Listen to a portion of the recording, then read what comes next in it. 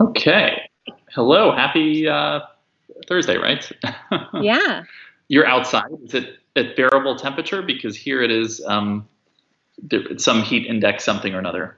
Oh, yeah. It's finally summer here because we've gone past June 21st. So it's nice out. It's like in the 80s, but I'm in the shade under a tree. And it's not humid at all because it's not full. So is that a mask over your hanging down, or I Housekeeping can't hear services? you? Wait, why can't you hear me? Is it just me? Yeah, no, it just Well, there'll be a disconnected bit all of the a- audio. It's not just you. I just don't know why. Yeah. Be able to drink hear this me. evening, so Yeah. I Weird. Weird. Anyways, yes, I'm outside. in the meantime, the White Claw black cherry flavor surprisingly good. My first time, so I was Why are you only a saying in the mango fan meantime? Can before, you but still not hear me? in and out. I don't know if your Wi-Fi where your router is. Maybe it almost sounds like it's cutting in and out, like Weird. it's a ways away. It's not actually. This is like closer to it than when I'm in my office, but Okay, well, we'll go with it. That's works. So, anyway, that's okay. What are we talking about today? Everything. Sorry, I missed last week. I was doing something outside. I don't know how. Really, just yeah.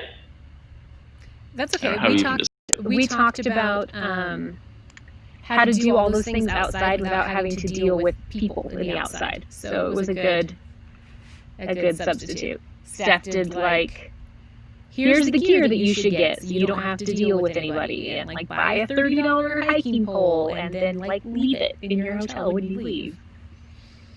No, that's So, But how was helpful. your trip? Tell us about your trip. It was okay. I'm conflicted still. I don't know how the actual places we flew into Nevada. Well, we did Nevada, Utah, Arizona, Colorado. We drove across. It was beautiful. So the scenery was incredible. Absolutely no regrets in that regard.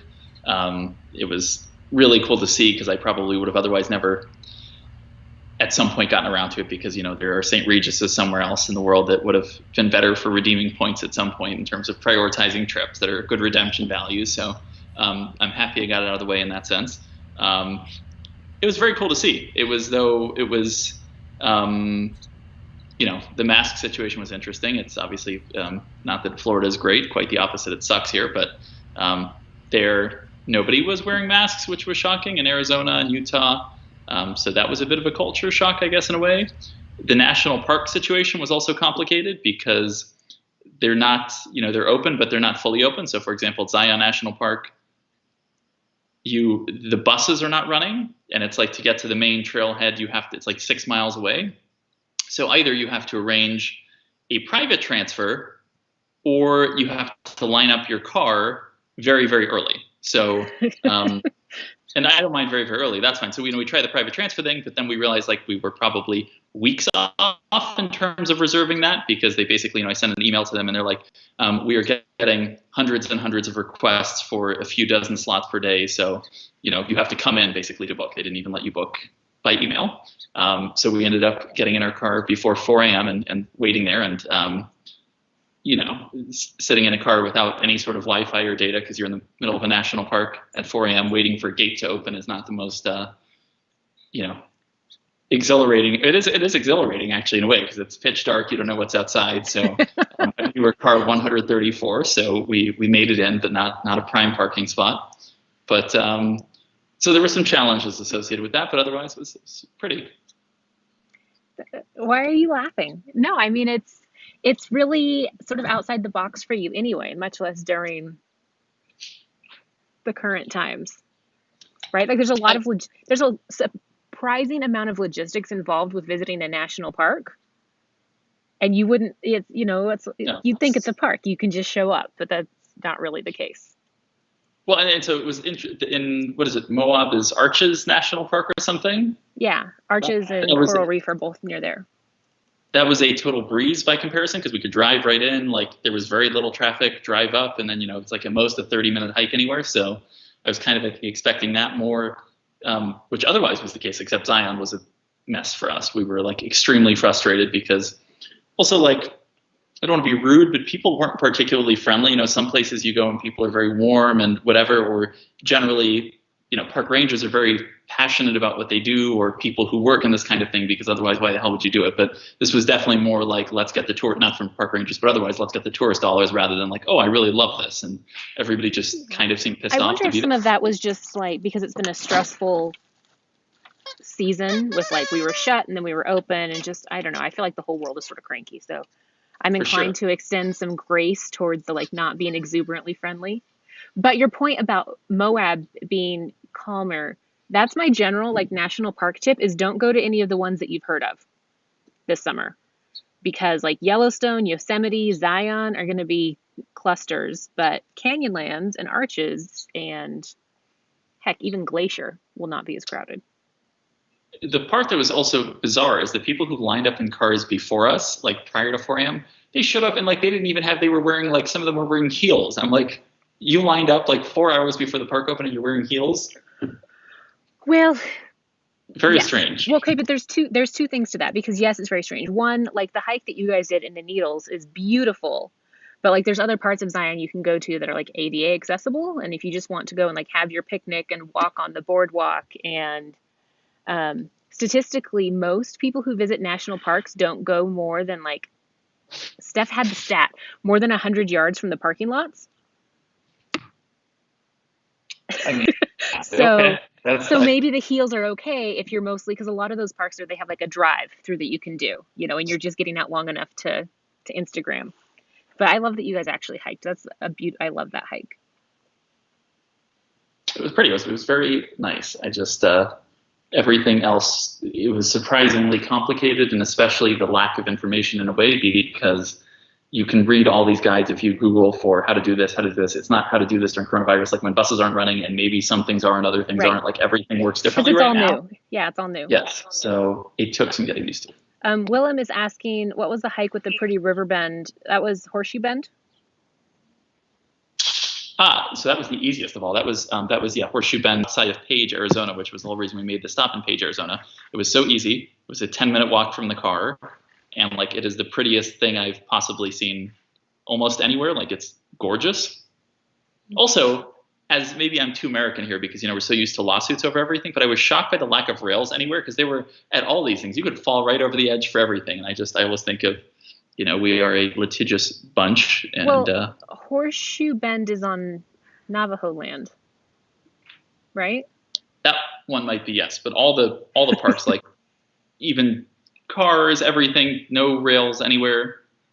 At Arches National Park, just you're climbing up to, what is it, the weird looking, the arch everybody wants to take a picture of, the Delicate Arch, is that the one you went to? Exactly, that one, yes. And everybody's hiking, and it's like you're walking along an edge, and there's kids, and it's just if you fall down, you're and then you have people taking selfies, and I'm sure some people have unfortunately. Yeah, but it was but it was really pretty. Like I regret not having done this earlier. Well, I hope that you get to go back and do it at a time when it's a little bit less chaotic and more planning. Like, I know you couldn't go to Antelope Canyon because Navajo land is pretty much shut. They're not, those things aren't open, and that's beautiful. You guys would like that. And I do think it's a place where if you spend some more time, it's a little less logistically challenging. Maybe. Yeah, we were ambitious with our timeline, but we wanted to get home. It was our first time away from Winston in 100 days, and we did not want to be without him too long. So that was a consideration. And really, to be honest, more than the parks as such, I actually just love the drive, like driving through that part of the country. It is the most beautiful driving that can be done anywhere, which is not to dismiss. We loved our hikes, but like driving was actually the most fun. Like driving even through Arizona with, what is it, the Monument, what's it called? In Monument Valley? Something. Yes, that was like, it's so beautiful. It's so different than here. It's like, I hate driving everywhere else, but there's no cars. You're just driving. It's so beautiful. And yeah, that was the best part. I would just even do a road trip and not even we almost got to the point after the first day, we were so pissed off about everything because we were pissed off about not being able to figure out what the hell was going on. We were pissed off about nobody wearing a mask. We were pissed off about everything. First day, it got better from there. But at that point, we were like, you know what? Worst case scenario, we're just going to drive through everything because even just driving around this area is very cool. So, yeah, that was something. I still can't figure out how to feel about all of it because, the thing that stood out to me was masks are a part of an overall thing, and just it's not even seeing the individual lack of masks. It was just no masks anywhere was kind of shocking and gets some taking used to, even inside places. Yeah. And so that was. Well, I think all of those places have also caught up from last week. But that's been sort of the general thing, is that like if your city wasn't hit hard by this, it's like why are we doing this? Like Spokane, until 10 days ago, they've had like 8 hospitalizations. Like you can't really get anybody motivated to do anything about a number less than 10. Right? So it's just like, eh. But now I think even in Page, it's like you have to wear a mask inside or in public as of like, not when you were there, but like the day after you were there. Page is possibly, I hate to say this in case hopefully nobody here is from Page, but the most depressing city I have ever been to. I feel like probably the people in Page would agree with you. I think they very much enjoyed their lives there. It was they seemed to have like-minded values. So the whole thing was very something. Page was, but Moab was a cute town. Though Utah has alcohol laws that are, less fun. Yeah, but they're better than they could be. Like that's True. The compromise. That's the compromise is what you're experiencing. It's so arbitrary though. The one night hotel we stayed at, Ford wanted a glass of wine in the room, so we tried to order it. So we called. I was like, "Can I come get a glass of wine and pick it up?" And they're like, "Sure." And then they're like, "But we'll have to follow you back to your room then." I'm like, okay. So they have to, I guess, make sure. I'm like, okay, well then could you just deliver it? They're like, sure, but there's a $5 fee for that. I'm like, okay, well, I mean, either way, the person's apparently walking to the room with me. So I feel like it would be easier for everybody if I didn't walk there and with them. But, yeah, Utah alcohol laws. So that's fun. I mean, I don't know what to say. I feel like alcohol laws in general are a little crazy in this country. Nick and I got in a very heated argument about this a couple days ago because like we have a lot of regulation in this country that doesn't actually benefit anyone. It's like true. Our alcohol laws, like restricting people from under the age of 21 does cut down on drunk driving, but like other things could also potentially cut down on drunk driving, like having, less of a glorification of binge drinking in our culture. So, it's like the whole thing now that we're getting into with masks. It's like, how do you enforce them? Like, I don't know. Same way you enforce anything else. Anyway, this is boring. What's everybody else doing? What can we? But so you want to talk about the TSA? Alex asked like 4 times if you could describe the incident that made you hate the TSA and air marshals so much. Didn't they kick you off a plane or something? But I think those are two separate questions. Those are 2 different things. So as far as air marshals go, I don't have so with both of these nowadays, my now is different than it might have been 10 years ago. So for air marshals, I just think the program's really stupid because they're really easy to spot. And when you look at the fact that more air marshals have had their guns found on planes or have been arrested than they have performed arrests. So like it's highly ineffective, and that's besides the point. So air marshals, I did have an incident. I think this was maybe 12 years ago. No, 14 years ago, maybe. We'll say 14 years. I was on a flight from Chicago to Reagan to Chicago on a mileage run, and I happened to be sitting next to air marshals in both directions. And anyway, on the way back, they decided I was very suspicious because I had a camera and I was, taking pictures out the window. And I was 16 at the time, or maybe even 15. And to be clear, dressed like a hoodlum, I'm sure, right? No, you were totally doing like that was your khakis and polos on I was plain wearing space. khakis and a polo. I Yeah. mean, as I So did you when I look was 15. suspicious because you were like dressed up to fly. So anyway, they were just such dicks. Like, and so they took me off the plane. They questioned me for an extended period of time. They're like, we're gonna have to call your parents. I'm like, sure, please. I mean, they know they dropped me off at the airport. They're Like, gonna good pick me up. luck, but please. And they were just super intimidating, and they kept, so, and then eventually they let me back on the plane after a long wait, and then I have to sit next to this person for the whole flight back, which is incredibly awkward because she's like taking notes, or I think there were two marshals. I forgot whether she was saying anything, but like taking notes about me, like scribbling, clearly always looking over. I'm like, this is so weird. So that was my only real experience with Air Marshal. Other than they're so easy to spot. I just feel like, shouldn't they, not stand out? Because it's somebody with a gun who often doesn't necessarily. I mean, Ben, do you not understand the point of security theater?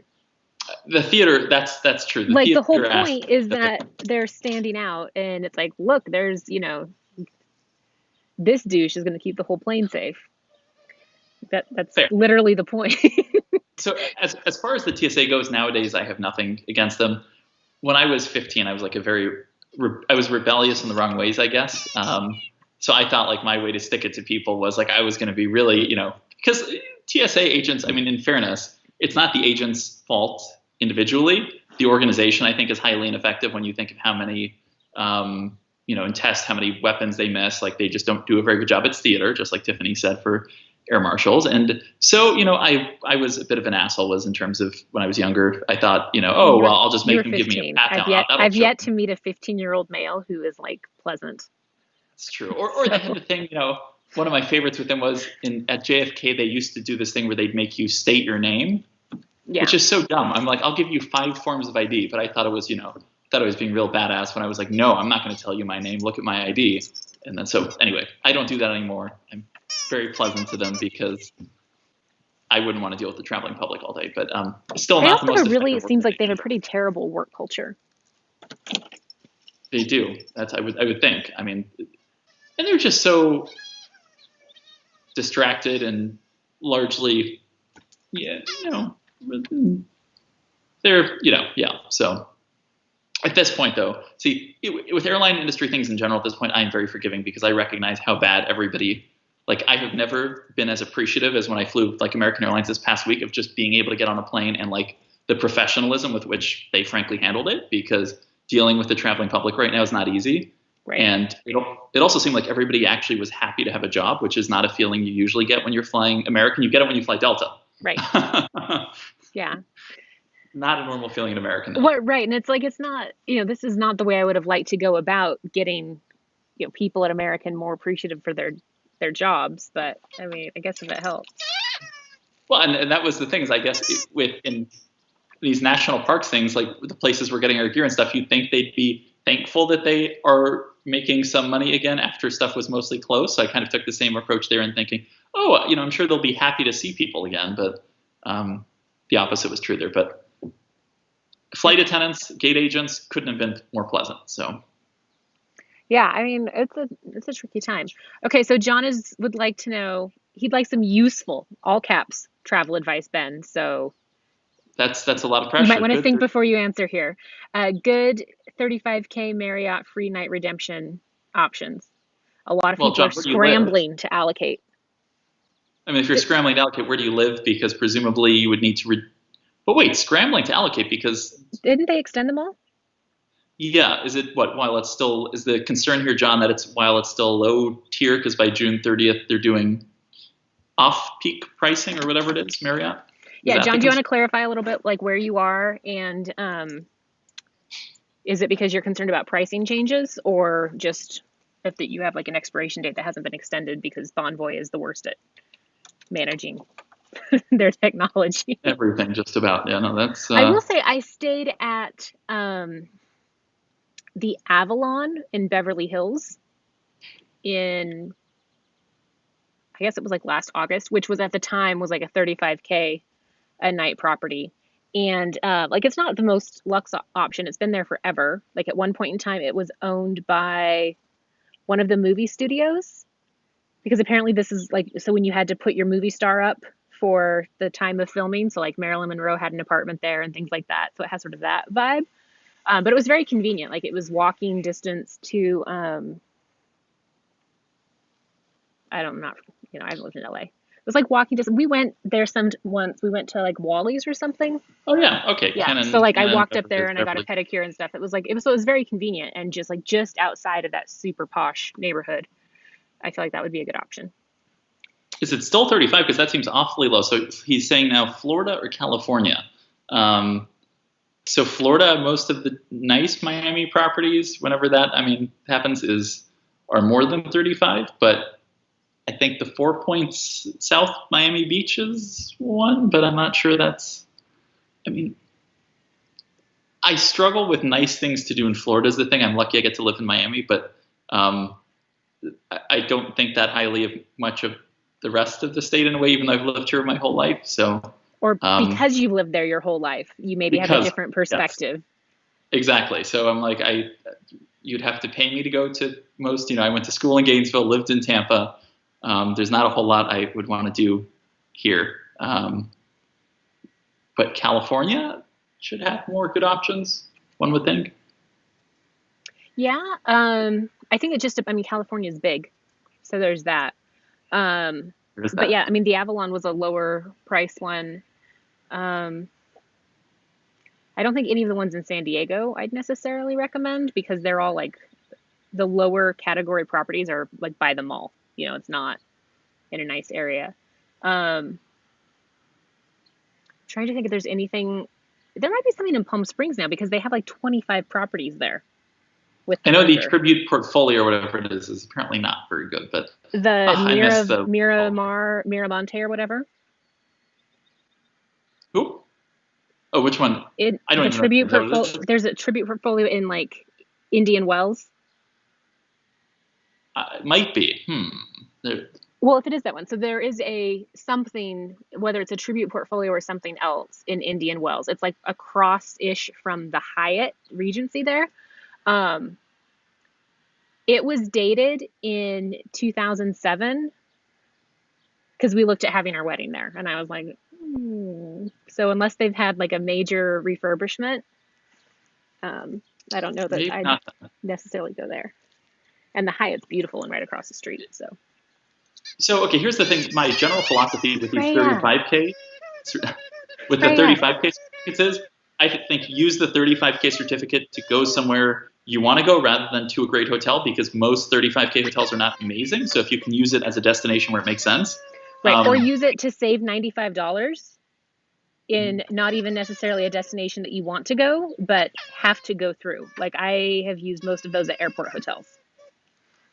I will say I used this past year at the whatever that luxury collection hotel is outside of Heathrow, which was like amazing and would have been like $600. Now I think they repriced it as something higher, but that was probably because you wrote about it. Phenomenal value, but also totally random. Could you write about some things that would actually do some good rather than just causing? You're like, oh, this is a great hotel. I can't believe it's priced like this. So can we do more of the opposite? Like, wow, this is a mediocre hotel. I can't believe it's a category 7. Someone should really look into this. Or that's like 95% of Marriott's right there, what you're describing. Okay, so there you go. I just have solved any content problems that you've had. Just one a day for the next year.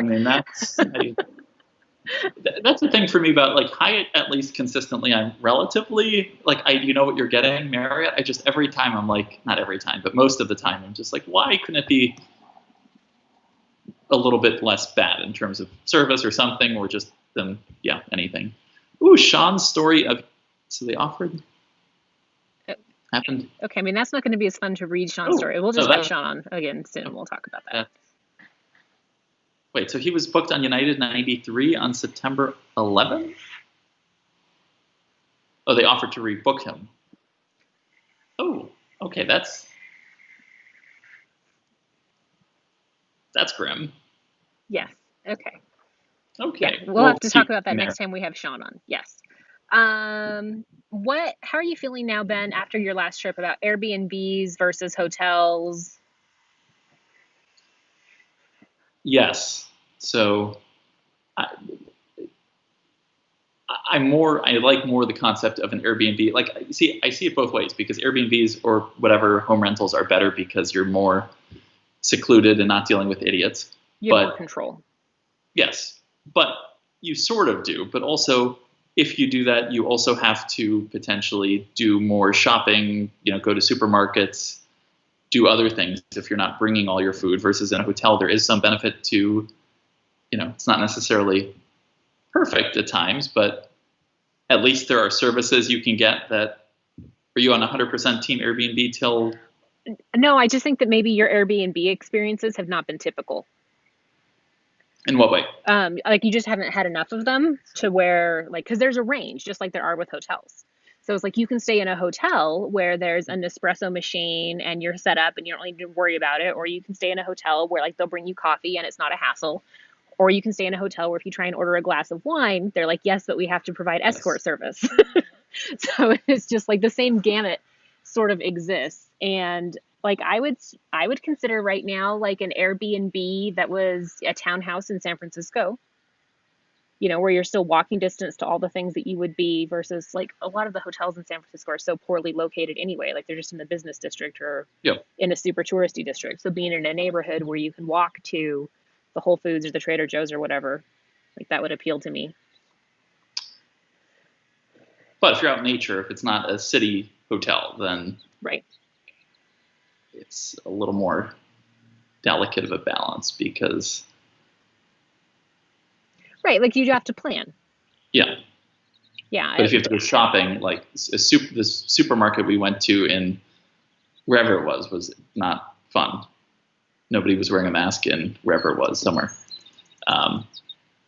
So we actually had, for the first time in a long time, we had a lot of meals through McDonald's drive-thrus. So I had my first Oh, was ever Ford Egg so McMuffin. happy? Ford loved it, but Yeah, I've this never is like had. the thing that people don't know about Ford because he's very like into fitness and things like that. But he does have like a secret, like McDonald's junk food specifically. It's like Egg his darkest McMuffins are secret. very good. I did not see that happening, but the biscuit or whatever it's called is surprisingly crisp. Like it's toasted perfectly. They've got it down to High a science quality after cheese. like 70 years. So I recommend the Egg McMuffin first time. So more in part height, and Yeah, that's I think the thing is if you are looking at an air, it's just thinking about if you're doing rural versus cities in general are different. I would think that hotels that are more rural, unless they are like really nice resorts, are going to come with their own set of logistical challenges. we stayed in Moab. We stayed at Hoodoo, which is a Hilton Curio Collection property, which was like a St. Regis compared to everything else we stayed at on that trip.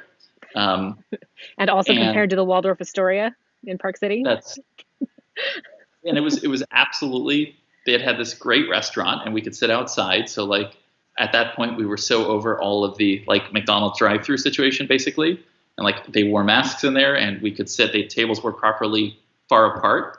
So like we ended up having most of our meals there in Moab because we're like, oh, we actually feel comfortable here, which otherwise was unfortunately not the case in most other places. So shout out to Wiley, whatever grill at Hoodoo.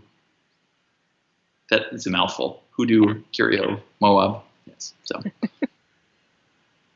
Yeah, I am hopeful that companies figure it out more quickly, like figure more out more quickly with a lot of this, because it's enforcement going is to a be a challenge. really long 3 years otherwise. Well, and it's like that study that we were reading earlier this week. Like you can't just be like, okay, we're open and it's fine. Like people aren't going to spend money unless they feel like it's safe and reasonable, and unless you can establish that, then whatever. That's So true. It's I also really hope that curbside pickup lasts forever. Like I ordered books. You're gonna be like, what? But like the City Prestige was doing like 5 times points on online purchases, and there's a whole I'm trying to read more books than social media as part of not becoming a monster. And so I was like, okay, I'll just buy books versus going to the library, and then I get to support my local bookstore and blah blah blah, and it's independent and like all the things that we're all supposed to be doing right now because that's how the economy works. And it was so nice, and I like pulled up. They brought the books out. I didn't have to circle for like 3 hours to find parking. It was amazing. That is impressive.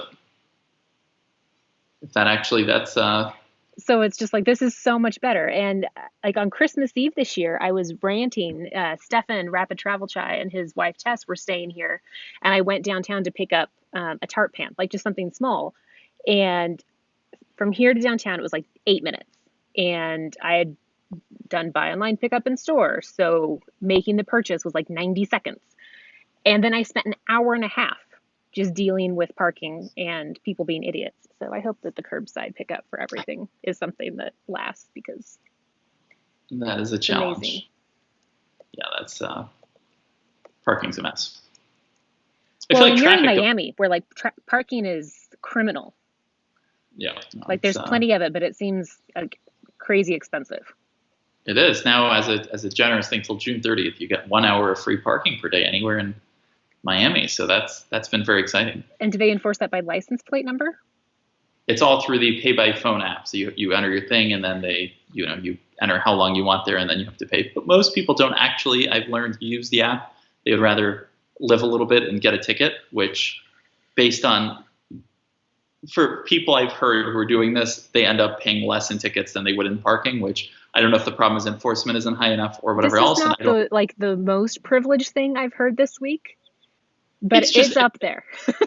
I mean, look, it's a pain. I always do it for the record because I'm neurotic about not wanting to get tickets, even though it does not points or anything. But it is so damn expensive. Like, I don't blame people, because it's like $4.50 an hour for street parking or something through an app. I'm like, how can people? That's a lot. So, okay, this is a fun question. How many states have you been to?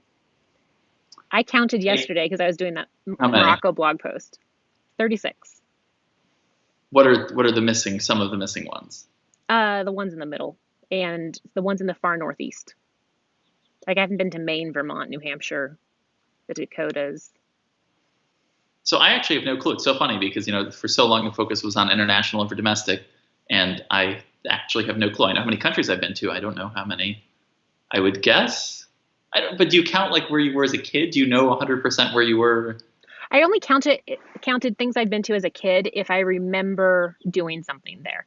But most of the places that I went to as a kid, I've been to again as an adult, so it's sort of irrelevant. You probably have me beat by quite a bit, because I'm thinking, well, do we count connecting at an airport as? No, it's got to be like a memorable experience in that state. The same way that I would count going to a country. Like, did you sleep there, or at least have a meal there, or like have some experience there? But that's just, I mean, the nature of sort of just growing up differently. One, I think when you're on the western side of the US, you just culturally do more road trips. Mm-hmm. Like, I think it's just a thing. So that crosses out a lot of them. And then like divorced parents living in different states, you've been to more states. We're probably pretty close. Like, you may not have been to 36, but I bet you've been to like 28 if you went and counted. I'm trying to think which I haven't been to. Well, I'm sure that you haven't been to most of the ones that I haven't been to. Yes. Trying to think which other ones. Okay, if you had to guess which ones you've been to that I've not been to. Montana. Yeah. Idaho. Yeah. We've been to Arizona together. Otherwise, that would have made the list. I've been many times, actually. I've separately. Yes. Oddly, as a now kid. You've been to Utah, other than just like you've been to Park City before that.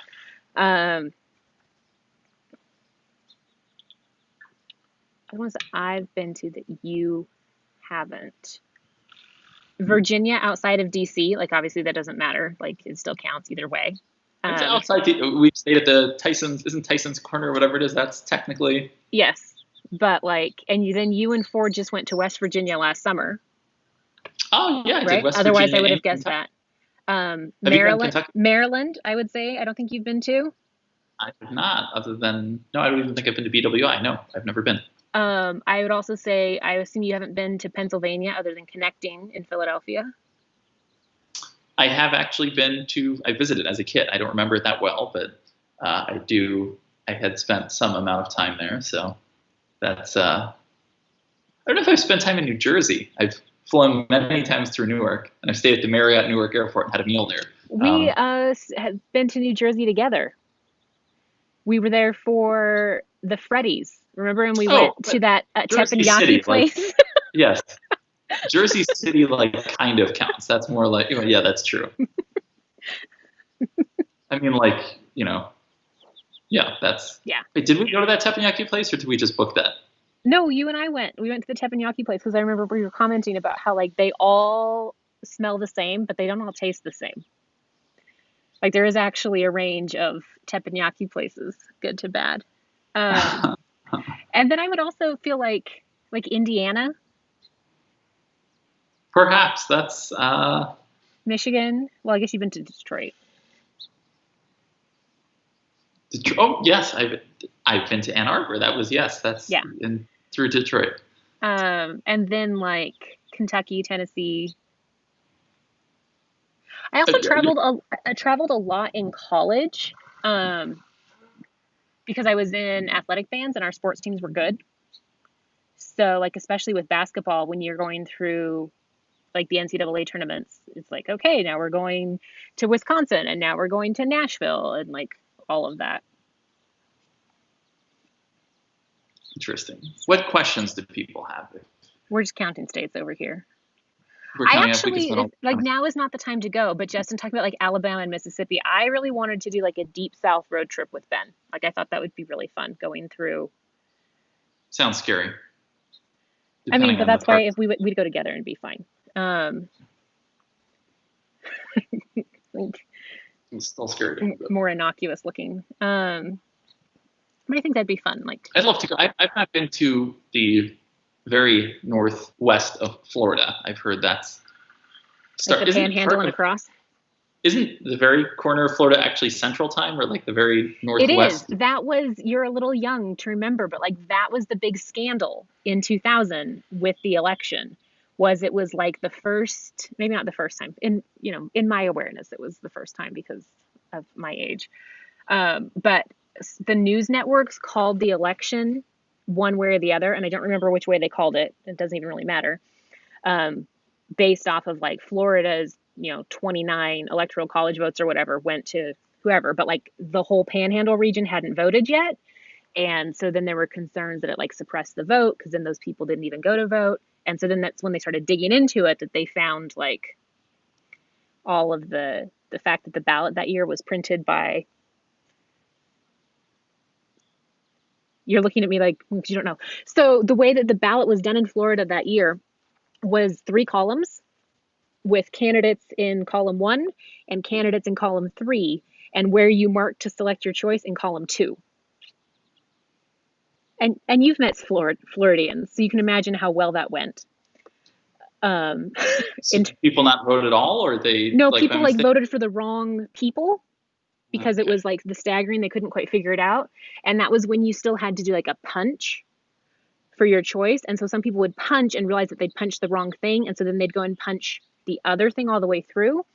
So Right. then they had to go through, and that was the whole like it was the dangling Chad of like which person did this voter intend to vote for, because it's like, oh, we voted hard R all the way down the ticket, and then we voted for, halfway voted for Pat Buchanan, but also voted for W, and like what did they intend? Interesting.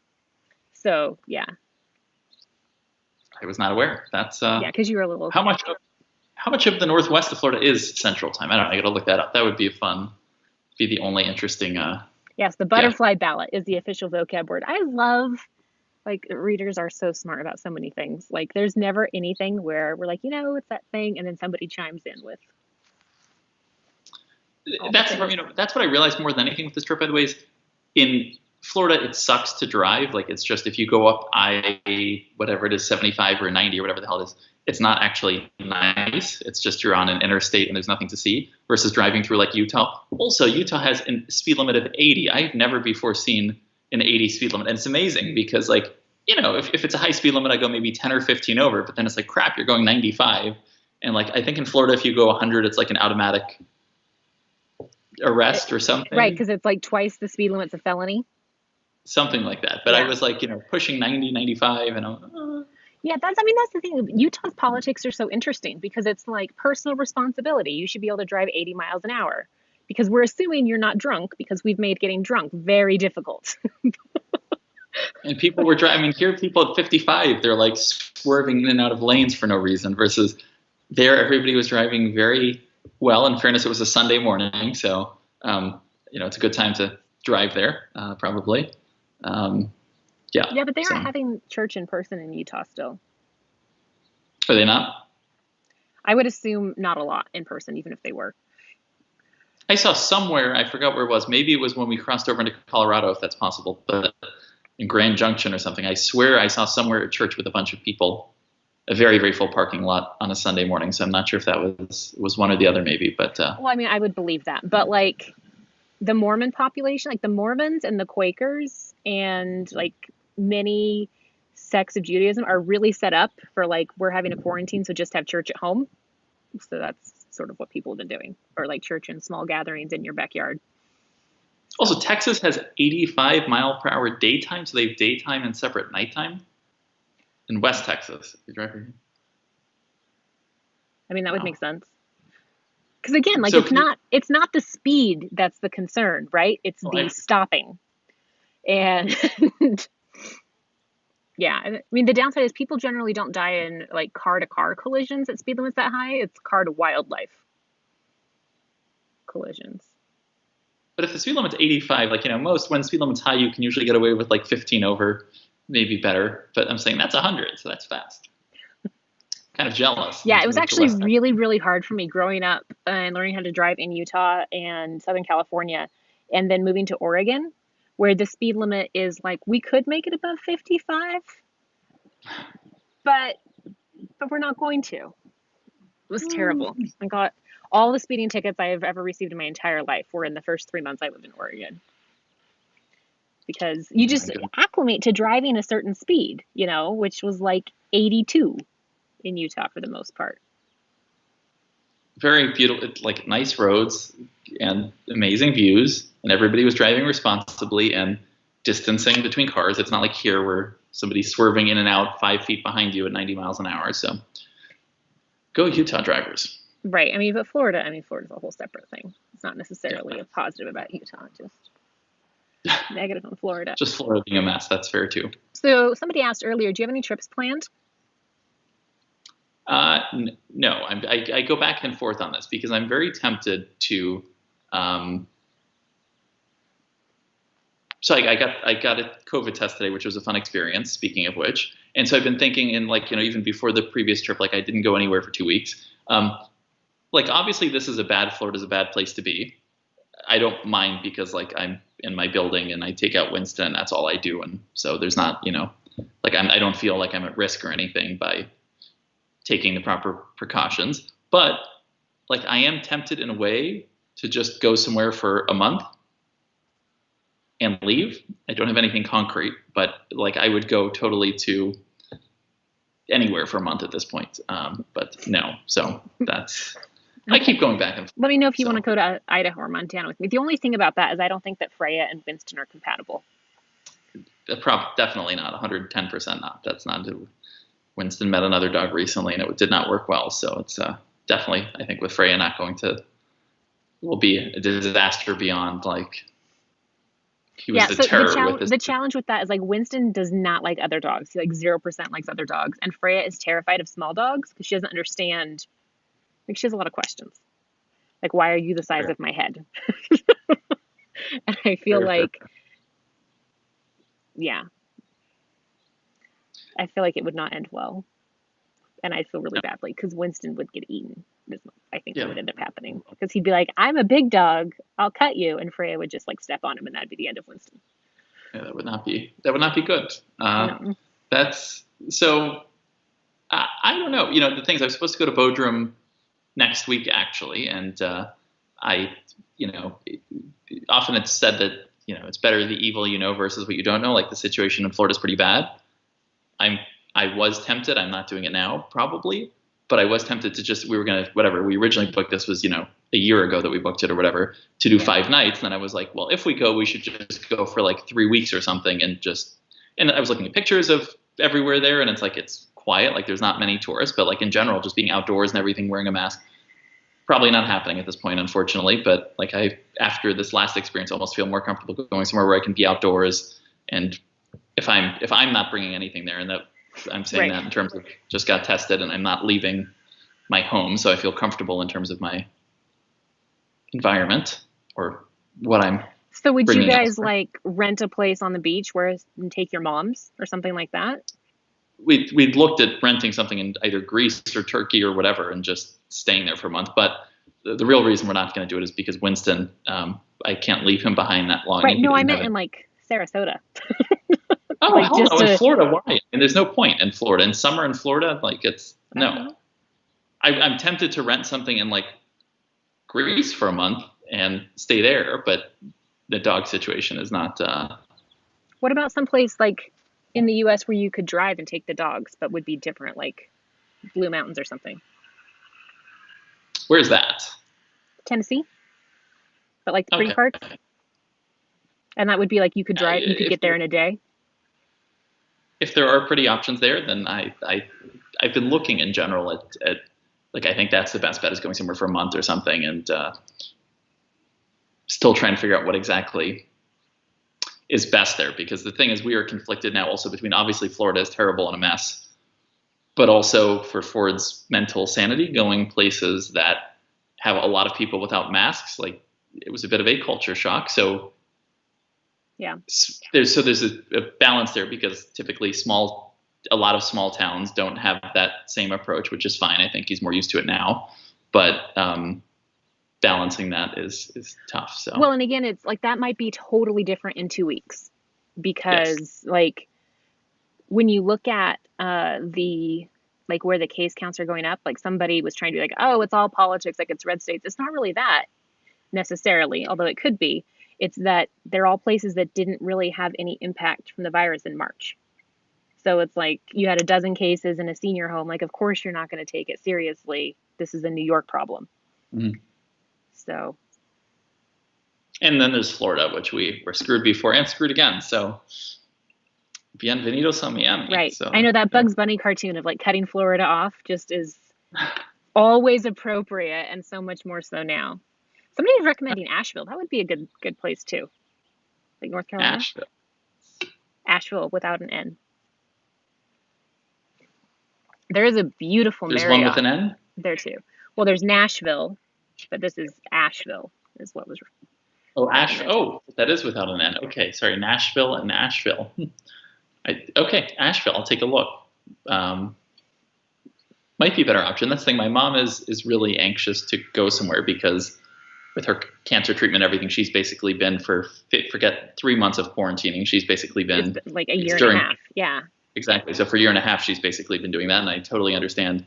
She's anxious to go somewhere, and of course, she wants to be responsible as well. But given that this is going to last potentially for years, like I understand that at some point she's going to want to go. So even if it's just to go to Germany or something, which trying to find the right balance there, because obviously don't want to do it. Are you frozen?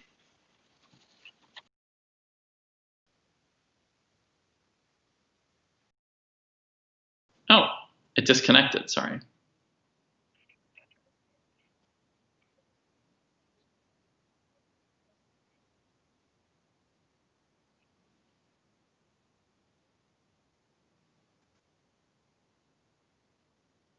Yes.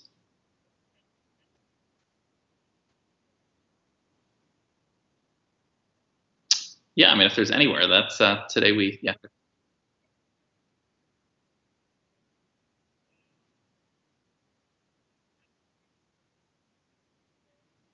Yeah.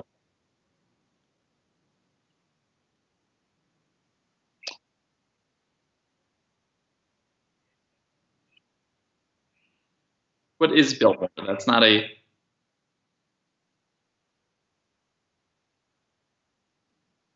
Also, people we can't hear. No. Well, okay. You can hear me. So Asheville, Nashville. Okay, or Biltmore. So that's review on dual passport holders if you refuse entry. So I mean, if Craig said, I wonder what the regulation will be on dual passport holders if the EU refuses entry from the U.S.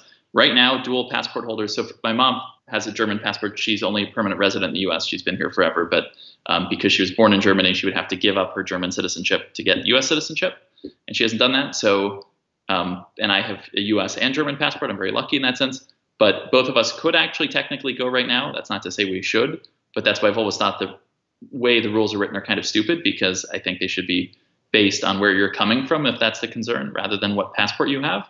So both of us could right now fly to Germany if we wanted to, or anywhere in Europe. And apparently even Ford can, which is kind of funny because they don't allow gay marriage they allow unions, but they allow any sort of partner or spouse or domestic partner or spouse qualifies. I don't know how the proof of that works at the border, because it doesn't even seem, it just has to be domestic partner. So I don't know. I feel like a lot of these rules are just not well thought out. Right. For sure. That is. Can you guys hear definitely. me now? Because apparently it wasn't working. If not, it doesn't matter. I feel like I've exhausted what I had to say.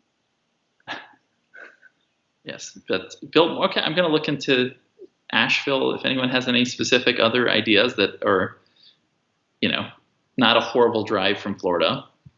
Well, that's the other thing with my mom as well. I was thinking, maybe it's a false sense of safety, but I was impressed at least by the airport and by flying in general, how responsible I thought people were. So it almost had me thinking, because at first I was like, there's no way in hell she should get on a plane in the next, ever year, two, whatever. But I felt very comfortable. I felt like precautions were being taken a lot more there. Like I've never seen a plane so spotless. People were Right. I mean, if your mom could fly with and if you could get her an N95 or the Korean version of one or something like that, and it was really managed, that'd be okay. But it's obviously easier to take Winston and a trunk full of groceries and stuff in the car. You're optimistic about the groceries thing. My mom, they visited us a while back. They drove here. They decided to bring their own groceries. Ford is now a chef, basically. So right. They had to take it back. Anyway, they ended up getting food poisoning, probably, even though they had dry ice and everything. They were sick for a while because of maybe too much transport that's the prevailing theory, too much transport of food back and forth. So I'm not sure I'm prepared to repeat that because it's a bit of a mess, but well, but if you're going to rent a house for 3 weeks, you have to, even if you stop in a grocery store when you get someplace, if you just have to. Okay, so Bevan is saying it's an 11-hour drive from Miami to Asheville. So subtract Tampa. Looking already for houses. Oh wait, I'm not looking to buy a house. I'm looking for houses to rent. So not just Airbnb. You should look at the Marriott thing too. Oh, the homes and Marriott thing? Yeah, because I was looking at them. They're much bigger than a lot of the Airbnbs. They have something in Asheville. I thought it was only in other. I don't know. You should just look and see if it's in areas near to you. Interesting. Well, that's could be an idea. Is Asheville pretty? It's it's hiking, or it's the town itself? There's a lot of limited service hotels here. Wow, that's a lot. It also amazes me when you go to Marriott's website and they have 15 hotels in the town. I feel a little badly for all the franchise hotel owners that used to have, because half of them, or at least a third of them, were SPG. It's true. Yep. Oh, that's definitely true. I remember talking to the GM at the Marriott in Brisbane, and he was talking about how the owner was furious because the way the Marriott website works is it sorts results based off of distance from the city center, and where the city center was being determined in Brisbane. Once all these SPG properties got folded in, rather than being the only result in Brisbane, the Marriott Brisbane was now going to be the 8th result. And he was why am I even paying these fees? That is a mess. That's oh, look at this. Okay. Interesting. I don't know, we need an 8-bedroom with 32 guests, but there are options here. But do you not? Maybe this is, where is it though? It's in North Carolina. So in Clyde, that one's in Clyde, North Carolina. They really expanded, I feel like, the number of properties. They didn't used to have this many, I don't think. But well, I mean, that's the bull market right now, is people who want to go and go someplace for a week or two, especially now that like whatever percent of the white collar population could be working from home, like 29% or whatever is. Like Heather and I Yeah. were talking about it. Like if Luke doesn't go back to school in the fall, I was like, you should just move to Hawaii for 6 months. Like you would be happier. Like everyone would be happier because if you're going to be homeschooling anyway, like why would you do it No, here? that's a fair point. That's makes sense. These are nice. There's some nice options here. Farmhouse chic. So I'm my gonna look my in, trick to looking at guest houses is I always look at the linens. Like that's how I and determine whether or not I want to stay there. and if it's nice linens, you stay there, or Like that's what do I you? filter because if it's like all mishmash bedspreads, I feel like it's probably somebody's normal vacation home or family cabin versus it's all matching. It's more likely to be professionally managed, which I feel makes it. Interesting. That makes sense. That's so. How are you feeling? When are you going to stay at a hotel again, or go anywhere, or what are you going to? Where are you at in your thought I don't process on that? know. I really, I've talked about like Montana or we've got like 5 minutes left, so we can have like Tiffany's political minute. Um, I don't know. One, I really want to finish our fence and the shed because I feel like my happiness level for the rest of the year will be greatly improved by not looking out my office window and seeing a pile of construction. So I'm sort of like, I want to have that done. And so, well, I was looking at booking something like on a lake for like all of August. I don't really want to book that unless we're going to be done with the construction because it's such a short season here. And especially if we're going to be quarantined for the next year and a half. Like, I just feel like that's really important. Um, but then I'm sort of like we were looking at Idaho and like McCall is beautiful. Like you would love it there. Um, it's sort of like small town Americana and sort of cute, but it's also like small town Americana. And I don't know that I want to be like we only have so much power as consumers, and but like a lot of our power in this economy comes from our consumer choices. So like similarly to how I won't buy from Amazon, like I don't really know that I want to be spending my money in like a super backwards zip code that is science denying and so I feel like there's a higher research burden than there typically would be is sort of where I'm at with that. So no hotel stays for a long time. It sounds like based on that. Well, maybe, but like, you know, I would go to Seattle or Yeah. LA and, we were sort of talking about that. But also like I love my house and if we go somewhere I want to take the dog. So then there's what's in driving distance where I feel like that's where I want my money to go. Yeah. Makes sense.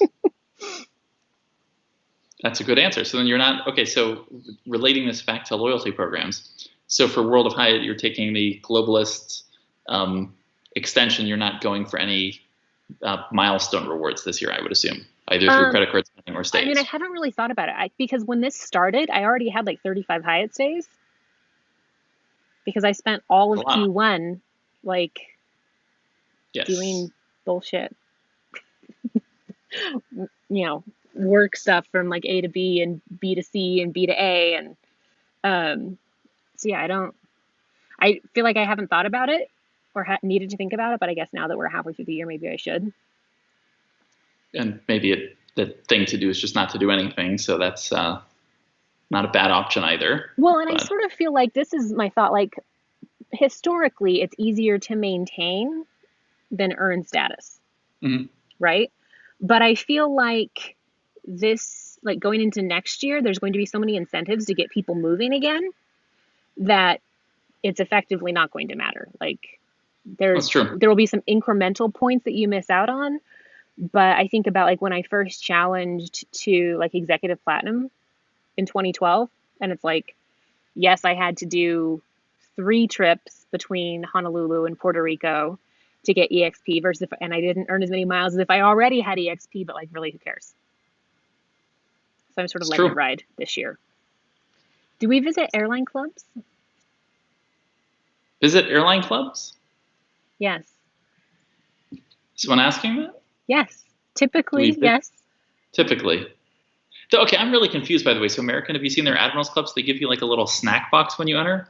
Like, I totally understand. I just find that really weird because, like, there's no selection. You get like something that looks like an, main cat or economy snack box. Just seems like an odd approach to take. Because, like, there's a lot of lounges that have taken other things where obviously it's packaged and even an attendant hands it to you. But it just seems odd. Like, here's a box with a bunch of random crap that Right. you may or may Which not want. actually none of it I could eat. Yeah, well, and it's so disgusting that even if you could eat it, chances are you might not want to. So that's who knows? But very strange. Did you guys go to any of the lounges on your trip?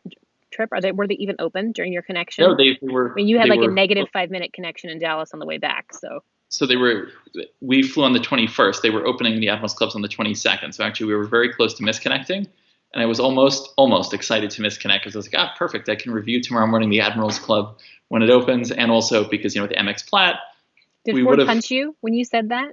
Yes, oh, when I yay, thought we about might it. misconnect, and that means I'll get to review the lounge. I would maybe divorce you. He's a Not good man. only that, but the other fun part was, it was booked through MX Plaid. So there's the $500 travel delay thing. So, like, we would have gotten, whatever. Which is only so exciting when you just want to get home. So, but, okay, so there's a question. Okay, so credit card insurance in general, or credit card coverage, $500, trip delay coverage, Mhm. it's for reasonable expenses. How is that defined? Like I had to prepay 10 sessions worth of marriage counseling because of this delay. I mean, that sounds reasonable to me. Or like, having never worked for a big company, I know a lot of people who work for big companies where, like, especially management consultants who travel a lot, who, intentionally wait till the last minute to book so that they can, in other words, so that they can get extra miles. So they want like 5% of the margin of their company's paying 95% and they're getting like a 5% return by screwing their company.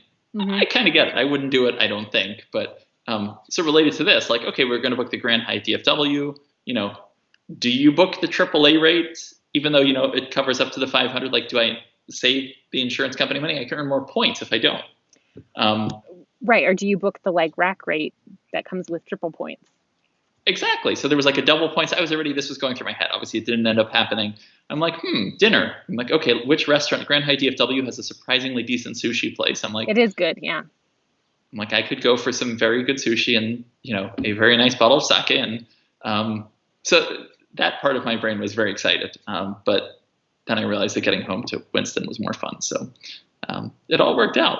But yeah, anyway. All things like that back in the day, 15 years ago, were very exciting to me. Not so much anymore, but it's like, oh wow, I slept on so many airport floors back in the day that a hotel stay covered by a credit card would be very exciting. So Right, it would make a significant difference. A lot of those Especially- travel perks that we have now would have been really convenient when we were doing Yes. a lot of mileage running. But that's crazy because back in the day, you had to pay. I remember on the Amex Platinum, there was a paid baggage insurance fee. Like that was the only option for like baggage coverage. There was no trip delay coverage or anything. Like, that would have come in real handy back in the day. But if you have to overnight at an airport, the Grand Hyatt DFW at least is very convenient and nice. So I mean, historically, that's where I used all of my Hyatt 1 through 4 certs. Would be like good hotel, delays that were forcing an overnight in Dallas. fun time. But then I Yeah. stopped flying American and stopped having forced overnights unexpectedly. So There's a certain thrill to it, I have to say, I at least saw this time a new side of American where like every single employee was exceptionally friendly. Like it was clear, it was kind of an oh crap realization everybody had, as we've all had in so many ways in this world, where like they were genuinely happy people were flying with them or acted like it, which in the past, on the whole, at American has not been the case. But right. so, it's a time in the Do you think it's going to industry, get better or worse? Hi, Freya. In Well, October. with the labor issues are going to make it probably in a way worse. I have held the theory that, and I will once again go on record here in saying that I think Delta is going to be the most screwed by all of this because they've historically had such good labor relations.